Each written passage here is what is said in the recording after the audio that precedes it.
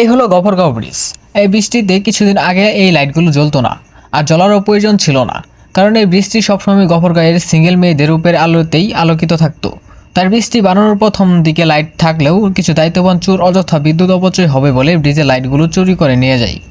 এখন আর গফরগাঁয়ে কোনো সিঙ্গেল মেয়ে নাই, তাই রাতে বৃষ্টি আলোকিতও থাকে না।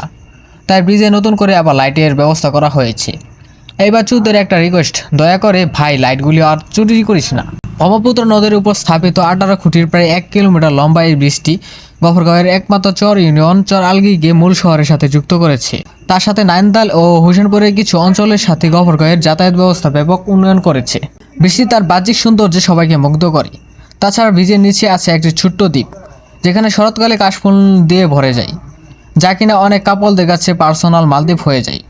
বছরের অন্যান্য সময় থেকে শরৎকালে মানুষ বৃষ্টিতে বেশি ঘুরতে আসে, কিন্তু কাশফুলের এই সৌন্দর্যটাও থাকে না কিছু মানুষের কারণে।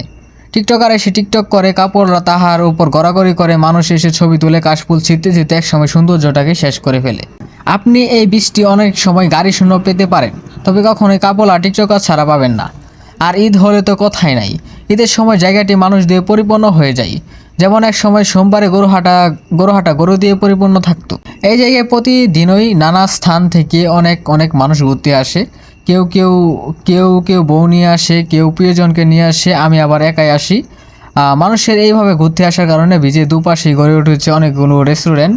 আর সোমবারে আসলে এই ব্রিজে গরুর নেচে নেচে ব্রিজ পার হওয়া দেখতে পাবেন, আর বাকি দিনগুলোতে আসলে টিকটকারদের নেচে নেচে টিকটক করা দেখতে পারবেন। এখানে দুই নদীর পানি একসাথে মিলিত হয় না, তবে প্রতিদিন দুই ঘাটের মাঝে এখানে এসে মিলিত হয়। প্রায়ই লক্ষ্য করা যায় দুই দিক থেকে দুইজন এসে কতক্ষণ সময় কাটিয়ে আবার এখান থেকে দুইজন দুই দিকে চলে যায়। এটাই তাদের ভালোবাসা।